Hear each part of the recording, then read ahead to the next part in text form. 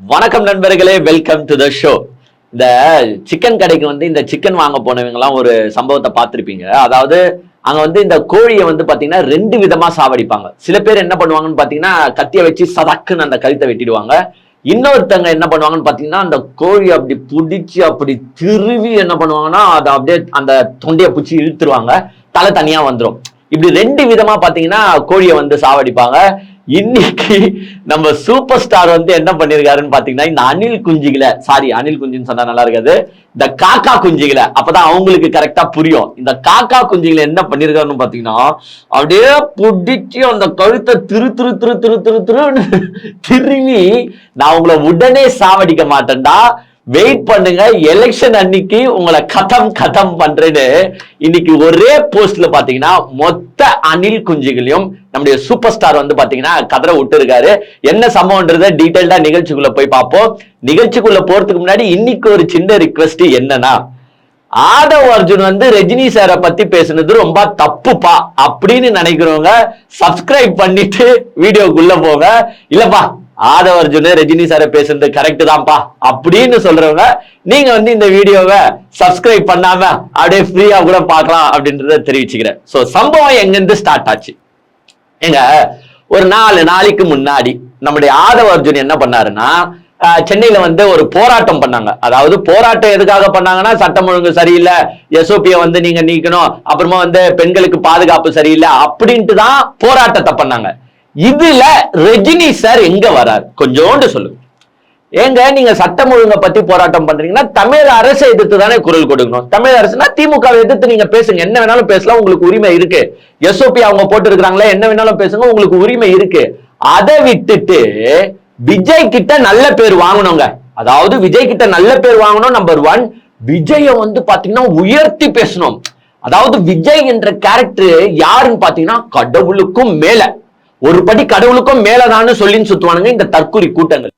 விஜய பெரிய ஆளா காட்டணும் அப்படின்றதுக்காக அந்த மீட்டிங்ல என்ன பட்டாப்புலன்னா, போற போக்குல ரஜினிகாந்த் சாரை பத்தி கொஞ்சம் இழிவா பேசிட்டாரு. அதாவது எங்கேயோ போற ஓனான எடுத்து வேட்டிக்குள்ள விட்ட கதை இருக்கு பாருங்க, அந்த இதுல என்ன பண்ணிட்டாருன்னு பாத்தீங்கன்னா ரஜினி சாரை பத்தி பேசும்போது திமுக ரஜினி சாரை மிரட்டிடுச்சு. அதாவது ரஜினி சார் அரசியலுக்கு வரலான்னு தான் இருந்தாரு, ஆனா திமுக மிரட்டியதால ரஜினிகாந்த் சார் பின் வாங்கிட்டாரு. பட் நம்முடைய தலைவர் விஜய்க்கு மன வலிமை இருக்கு, அவரை யாரும் மிரட்ட முடியாது. ஏங்க இந்த சென்டென்ஸ நீங்க அப்படியே போற போக்குல பாத்தீங்கன்னா இது ஒண்ணும் பெரிய என்னப்பா இதெல்லாம் ஒரு பெரிய பிரச்சனையா அப்படின்னு கேட்கிற மாதிரி இருக்கும். பட் அங்க ஒரு பெரிய பிரச்சனையா இருக்கு, அதாவது பெரிய இழிவு சொல்ல இருக்கு அப்படின்னு சொல்லுவேன். ஏன்னா நீங்க கம்பேர் பண்ற ரஜினி சார் அப்படின்ற கேரக்டர் யாருன்னா, அவருக்குன்னு ஒரு மிகப்பெரிய ரசிகர் பட்டாளமே இருக்கு. எது? இந்த தற்கொலை விஜய் சுத்தின்னு இருக்காரு பாருங்க, இந்த விஜய விட கிட்டத்தட்ட 20 மடங்கு, ஏன் 20 மடங்கு, 100 மடங்கு விஜயை விட ரசிகர் பட்டாளம் வைத்திருக்கிற ஒரு மனுஷனை நீங்க என்ன சொல்றீங்கன்னா, ஷார்ட்டா இன்னும் கொஞ்சம் ஆதவ் அர்ஜுன் பேசுறத கொஞ்சம் இதுவா எக்ஸ்பிளைன் பண்ணணும், லோக்கல் லாங்குவேஜ்ல எக்ஸ்பிளைன் பண்ணோம்னா, ரஜினிகாந்த் சார் ஒரு பயந்தாங்கோலி, எங்க விஜய் ஒரு மன தைரியம் மிக்கவர். ரஜினி சார் வேணா பயந்து பின்வாங்கலாம், பட் எங்க விஜய் சார் பயந்து பின்வாங்க மாட்டாரு, அவர் மன வலிமை மிக்கவர். எது? மன வலிமை மிக்கவர் விஜய், மன வலிமை இல்லாதவர் ரஜினி சார் அப்படின்னு நீ சொல்லும் போது எல்லாரும் எதிர்வினை ஆற்றுவாங்களா இல்லையா? நீங்களே சொல்லுங்களேன். ரஜினி சார் ஃபேன்ஸ் அன்னில இருந்து வச்சு சர்ரு சிறப்பான சம்பவங்களை பாத்தீங்கன்னா ஆதவ் அர்ஜுனா வச்சு செஞ்சுட்டு இருக்காங்க. இப்ப ரஜினி சார் ஃபேன்ஸ் கூட பாத்தீங்கன்னா பெருசா எடுத்துட்டு இருக்க மாட்டாங்க. ஏன் பெருசா எடுத்தாங்கன்னா, ஏங்க நீங்க கம்பேர் பண்ற ஆளுன்னு ஒண்ணு இருக்குல்ல. ஏங்க இதுவே நீங்க இங்க பாருங்க, ரஜினி சார் பயந்து பின்வாங்கிட்டாரு, ரஷ்ய அதிபர் புட்டின் பாத்தீங்கன்னா ரொம்ப ஸ்ட்ராங்கான ஆளு, நார்த் கொரியன் அதிபர் கிம் ஜாங் உன் பாத்தீங்கன்னா ஸ்ட்ராங்கான ஆளு, அமெரிக்கன் பிரசிடென்ட் டொனால்ட் ட்ரம்ப் பாத்தீங்கன்னா ஸ்ட்ராங்கான ஆளு, இப்படி ஒரு பெரிய தலைவர்களோட நீங்க கம்பேர் பண்ணிருந்தீங்கன்னா ஓகே, எப்பா அவங்களாம் ரொம்ப மன வலிமை மிக்கவங்கப்பா அப்படின்னு நம்ம கொஞ்சமாச்சு அண்டர்ஸ்டாண்ட் பண்ணிக்கலாம். ஆனா நீ கம்பேர் பண்ணிருக்கிறது யாரோட தெரியுமா? இந்த மன வலிமையை தூக்கிட்டு போய் நீ யாரோட கம்பேர் பண்ணிருக்க தெரியுமா? விஜயோட. ஏன்னா விஜய்லாம் மன வலிமைக்கு 1% கூட இல்லாத ஆளுங்க. ஏன்னா பெண்களுக்கு இருக்கிற மன வலிமை கூட விஜய்க்கு கிடையாதுங்க, சாமி சத்தியமா கிடையாது. ஏன்னா எந்த இதுக்காக அவர் குரல் கொடுத்திருக்காரு இது வரைக்கும் தமிழ்நாட்டுக்காக? எங்க திருப்பரங்குன்றத்துக்கு குரல் கொடுக்கல, எங்க கவின் ஆணவ படுகொலைக்கு குரல் கொடுக்கல, எங்க எஸ்ஏஆருக்கு குரல் கொடுக்கல. எங்க கிறிஸ்துமஸ் அன்னைக்கு எங்க இவர் கிறிஸ்டியன் தானே சொல்றாரு, இவர் பின்னாடி மைனாரிட்டி ஓட்ஸ் எல்லாம் வேற இருக்குன்னு சொல்றாரு. கிறிஸ்துமஸ் அன்னைக்கு இந்தியா முழுவதும் சில நார்த் இந்தியா மாநிலங்கள்ல பாத்தீங்கன்னா அந்த கிறிஸ்துமஸ் தாத்தா பொம்மையும் அந்த அலங்கார பொருட்களையும் போட்டு உடைச்சானுங்க, நடுத்தரையே போட்டு உடைச்சானுங்க. ஒரு கிறிஸ்டியன் தானே அதை எதிர்த்து ஒரு குரல் கொடுத்தாரா? மத்த எல்லா தலைவர்களும் குரல் கொடுத்தாங்க. ஏங்க இதை எல்லாத்தையும் விடுங்க, ஜனநாயகன் படம் அவர் படம், ஏங்க அவர் படத்துக்கு குரல் கொடுக்க மன வலிமை இல்லாத ஒரு ஆளுங்க இந்த விஜய். ஏங்க இந்த விஜயோட நீங்க ரஜினி சாரை எடுத்து கம்பாரிசன் பண்ணும் போது அவன் கேட்பானா கேட்க மாட்டானா? நீங்க சொல்லுங்க. நான் இதை இன்னொன்னு ஆதவ அர்ஜுனுக்கு சொல்லிடுறேன். ரஜினி சார் மன வலிமையை பத்தி உனக்கு தெரியுமா? ஃபர்ஸ்ட் ரஜினி சார் எவ்வளவு பெரிய ஆளுன்னு உனக்கு தெரியுமா? மாமனார் சொத்துல வளர்ந்த உனக்கு எல்லாம் ரஜினி சாரை பத்தி பேச தகுதி இருக்கான்னு நான் கேட்கிறேன். ஏங்க இன்னைக்கு ரஜினி சார் போட்ட போஸ்ட்ல அவர் தெளிவா சொல்லியிருக்காரு. அவர் யாரையும் ஹர்ட் பண்ணும் அப்படின்ற மாதிரி எல்லாம் பேசல. அவர் என்னென்ன சொல்லியிருக்காருன்னா, இது மாதிரி ஆதவ அர்ஜுனா, அதாவது தமிழக வெற்றி கழகத்தின் தலைமை பொறுப்பில் இருக்கும் ஆதவ அர்ஜுனா அவர்கள் உண்மைக்கு மாறான கருத்தை தெரிவித்துள்ளார். ஏன்னா அவர் சொன்னது எதுவுமே உண்மை கிடையாது. திமுக மிரட்டி நான் பின்வாங்கவில்லை அப்படின்றது அவர் சொல்லிட்டு உண்மைக்கு மாறான கருத்தை தெரிவித்துள்ளார். இதன் தொடர்பாக எனக்கு சப்போர்ட் செஞ்ச இவங்களுக்கெல்லாம் நன்றி அப்படின்னு சொல்லிட்டு லாஸ்ட்ல ஒரு ட்விஸ்ட் வச்சாரு பாருங்க. அந்த வார்த்தை போதும். ஏப்ரல் 23 விஜய் காதுல ஊத போற சங்கு, என்னங்க நாய் கத்துற மாதிரி இருக்கா? சாரி எனக்கு வரல. இந்த சங்கு பாத்தீங்கன்னா விஜய்க்கு ஊத வேண்டிய சங்கு எனக்கு இப்பயே கேக்குது. ஏங்க லாஸ்ட்ல என்ன பண்ணிருக்காருன்னா, இந்த பிளாக் லெட்டர்ஸ் சொல்லுவாங்க பாத்தீங்களா, ஹைலைட் பண்ற மாதிரி, காலம் பேசாது காத்திருந்து பதில் சொல்லும். எது காலம் பேசாது கண்ணா? ரஜினி சார் ஸ்டைல்ல சொல்லணும்னா, காலம் பேசாது கண்ணா, வெயிட் பண்ணி பாரு, காத்திருந்து பதில் சொல்லும். என்னத்தை மீன் பண்றாரு நீங்களே கொஞ்சம் சொல்லுங்களேன்.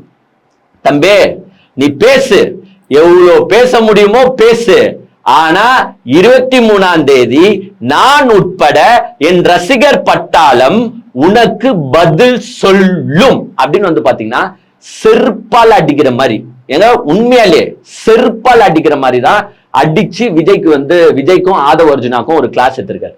ஏங்க நான் திருப்பியும் சொல்றேன், ரஜினி சாரை பத்தி உங்களுக்கு தெரியுமா?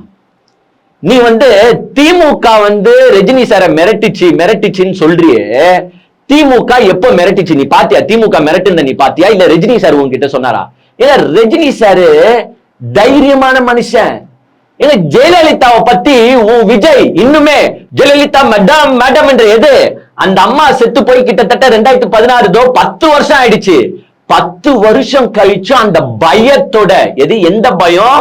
உன் தலைவன் படத்துக்கு போய் நின்னு இப்படி கை தட்டிக்கிட்டு கொடநாடுல போய் நின்ன பத்தியா, அந்த பயம் இன்னுமே இருக்கு. செத்து போன பிறகும் இருக்கு. இன்னுமே ஜெயலலிதா மேடம் சொல்ற யாருக்கு பயந்து? அந்த அம்மாக்கு பயந்து. ஆனா அந்த அம்மா உயிரோட இருக்கும்போது ரஜினி சார் அவங்கள பத்தி பேசுங்களா, உனக்கு தெரியுமா தெரியாதா? போயிட்டு படிடா ஃபர்ஸ்ட். இல்ல ஜெயலலிதாவை நேருக்கு நேர் எதிர்த்த ஒரு தலைவன், அதுவும் அரசியல்ல இல்லாத போதே எதிர்த்த ஒரு தலைவர் யாருன்னு பாத்தீங்கன்னா ரஜினிகாந்த். ஏன்னா மிக தெளிவா சொன்னாரு, ஜெயலலிதா மீண்டும் ஆட்சிக்கு வந்தால் இந்த தமிழ்நாடு நாசமாவதை யாராலையும் தடுக்க முடியாது, ஆண்டவனே நினைச்சாலும் தடுக்க முடியாது அப்படின்னு நேரடியா சொன்ன மனுஷன். எல்லா பத்திரிகையிலும் வந்துச்சு. எங்க ஜெயலலிதா பெண்ணுன்னு கூறி ஓட்டு கேட்காதீங்க, ஏன்னா அந்த பெண்ணுக்குரிய அன்பு, பாசம், தியாகம், பொறுப்புணர்வு எதுவும் இல்லாத ஒரு ஜென்மம் நீங்க. அதனால நானும் பெண்ணு, எனக்கு ஓட்டு போட்டுருங்க அப்படின்னு கேட்காதீங்கன்னு பங்கமா கலாச்சவருங்க ரஜினி சாரு. எது அந்த காலத்திலேயே. அப்பெல்லாம் விஜய் இருந்திருந்தாருன்னா சத்தியமா சொல்றோம் ஒண்ணுக்கு போயிட்டு இருப்பாப்ல. எது மன வலிமை மிக்க விஜய் ஒண்ணுக்கு போயிட்டு இருப்பாரு. மன வலிமை இல்லாத ரஜினி சார் என்ன பண்ணிருக்காருன்னா, ஜெயலலிதாவை அன்னைக்கே ஜெயலலிதா ஆட்சி வரக்கூடாது அப்படின்றதுல தெளிவா நின்னவர் ரஜினி சார். ஏங்க அவர் ஏடிஎம்கே மட்டும் கலாய்க்கல, அவர் ஜெயலலிதா மேடம் மட்டும் கலாய்க்கல, எங்க டிஎம்கேவை கூட எதிர்த்து கேள்வி கேட்டவருங்க. ஏங்க கலைஞரே மரியாதை கொடுப்பாரு ரஜினி சாருக்கு.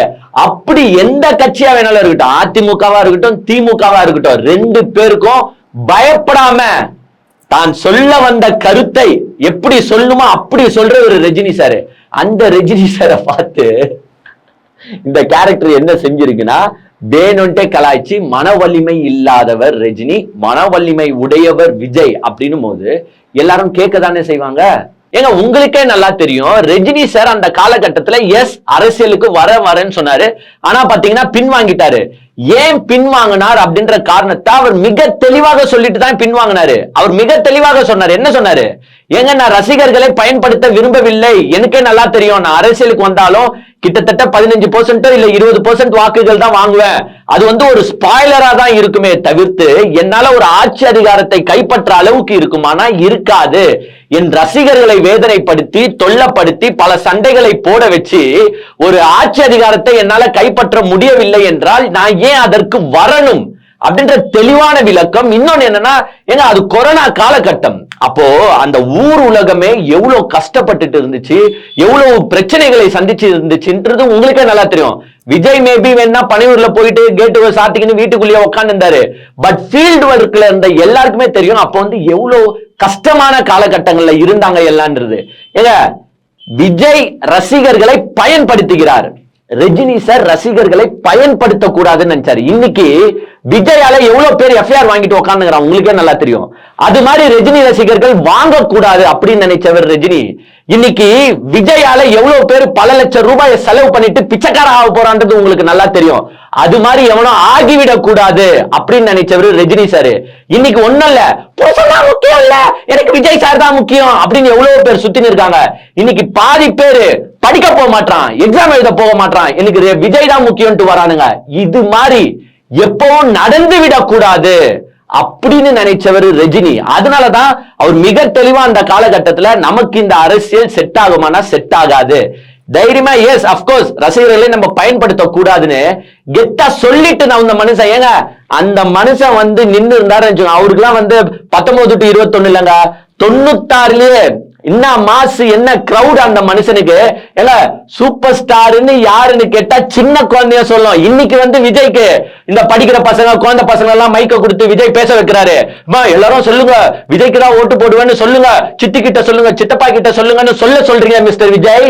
அந்த காலகட்டத்துல சின்ன குழந்தைய பிறந்த குழந்தைய எழுப்பி கூட சூப்பர் ஸ்டார் யாருமா அப்படின்னு கேட்டீங்கன்னா ரஜினின்னு சொல்லும். அவ்வளோ மவுசுடைய அந்த மனுஷனை நீ ஆதவர்ஜுன் என்ன சொல்லிட்டு போற, அவர் மன வலிமை இல்லாதவரு.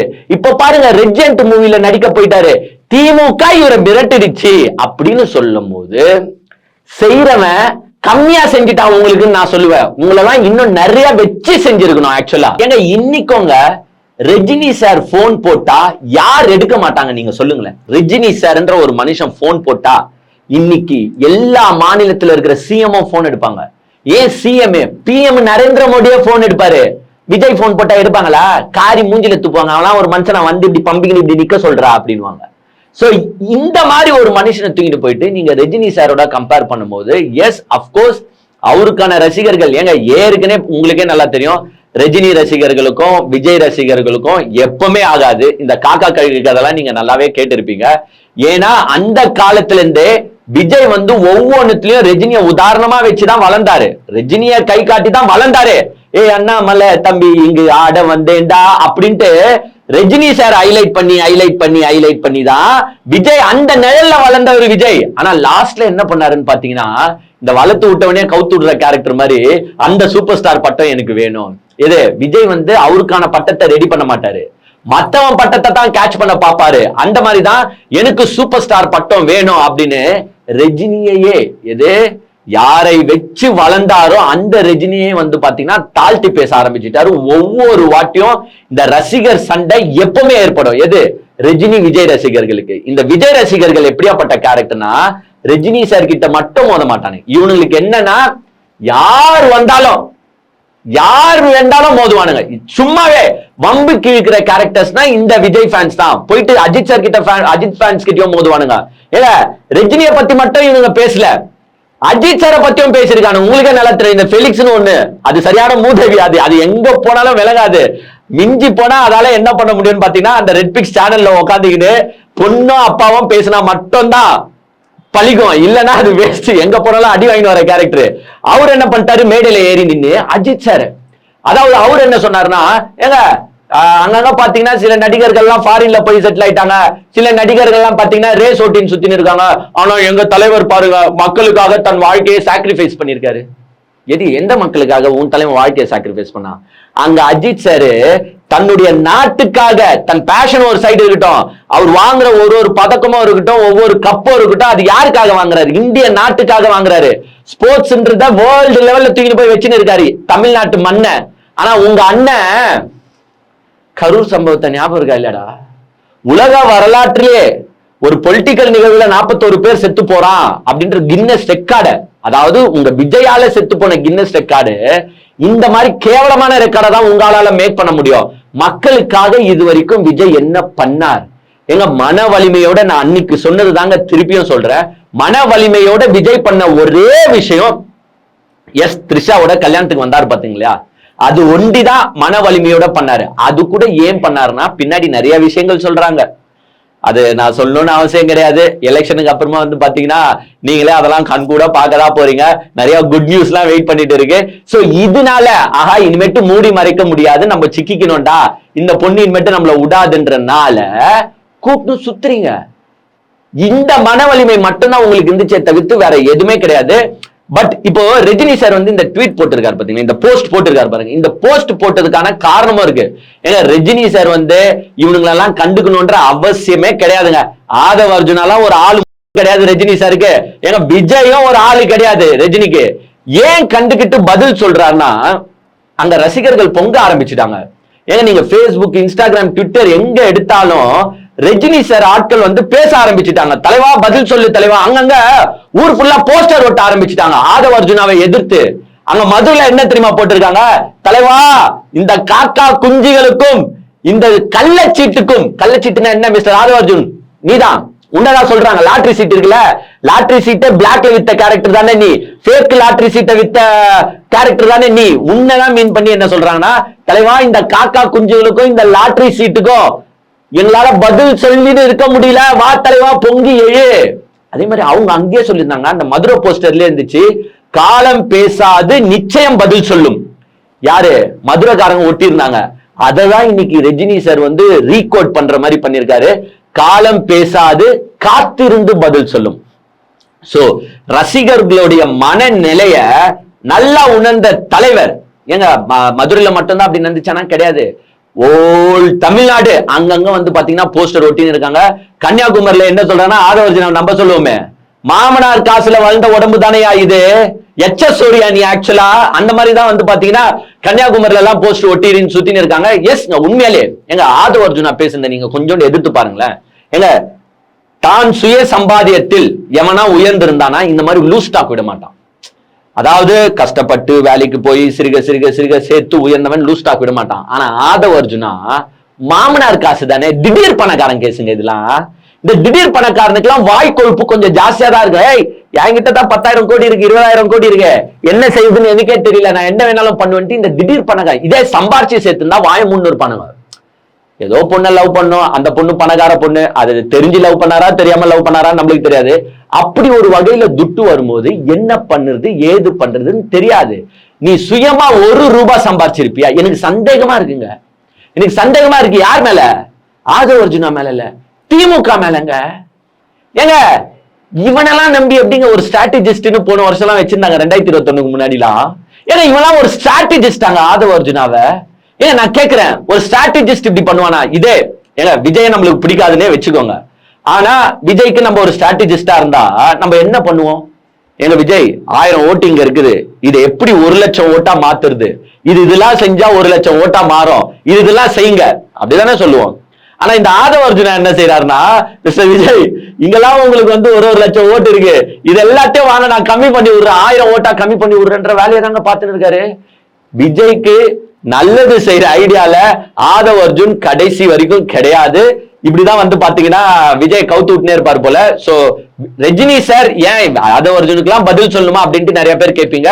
அவர் பதில் சொல்லணும்ட்டு பதில் சொல்ல, இட்ஸ் பிகாஸ் கீழே இருக்கிற அவருடைய ரசிகர்கள் கொந்தளிக்க ஆரம்பிச்சுட்டாங்க. சில பேர்லாம் வந்து இன்ஸ்டாகிராம்லயே என்னன்னா 234 தொகுதியிலும் நாங்க விஜய் எதிர்த்து நிக்க போறோம், ரஜினி சாரோட ஆசீர்வாதம் எங்களுக்கு இருக்கும், ரஜினி சார் சொல்லனாலும் நாங்க நிப்போன்ற மாதிரி ஆயிட்டாங்க. ஏன்னா அவங்களுக்கு எங்க அவ்வளவு கோவங்க.